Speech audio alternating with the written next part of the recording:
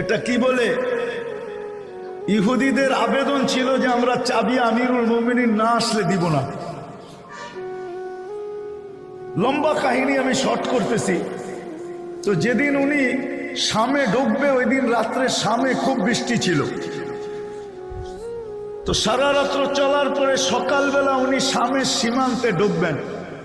আবু উবায়দা রাদিয়াল্লাহু তাআলা আনহু স্বাধীন করছিলেন ফিলিস্তিন। তো উনি সীমান্তে এসে অপেক্ষা করতেছিলেন। তো সকালবেলা পালা ছিল, গোলাম উটের উপরে থাকবে, আমিরুল মুমিনিন রশি টানবে। কিন্তু শান্ত আপনারা দেখেন নাই, বৃষ্টির কারণে কাদা ছিল। উনি জুতা খুইলা বগল তলে নিছেন, বাম বগল তলে, আর চাপ দিয়া ধইরা বাম হাতেই কাপড়টাকে উঁচা কইরা ডাইন হাতে রশি টানতে ছিল।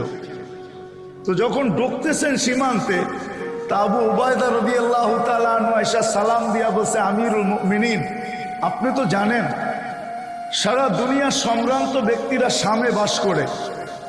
ওই সময় যেমন আমাদের বাংলাদেশের সম্ভ্রান্ত ব্যক্তিরা গুলশান, বনানী, বাড়িধারা, ধানমন্ডি বাস করে, এর চেয়ে সম্ভ্রান্ত ব্যক্তিরা মিন্টু রোডে বাস করে, ঠিক না?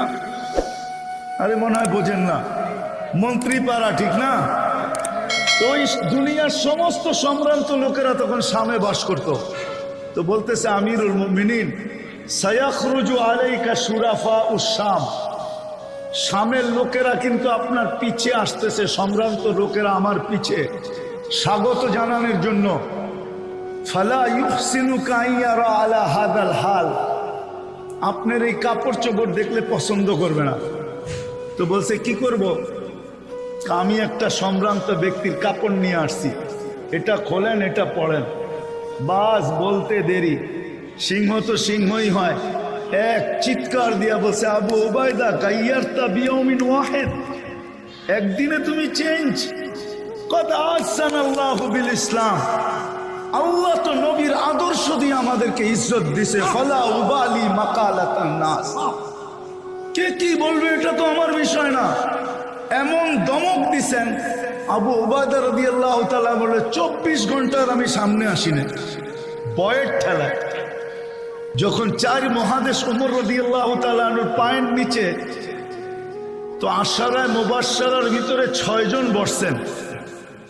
আলী রাদিয়াল্লাহু তাআলা ছিলেন মশওয়ারার জন্য।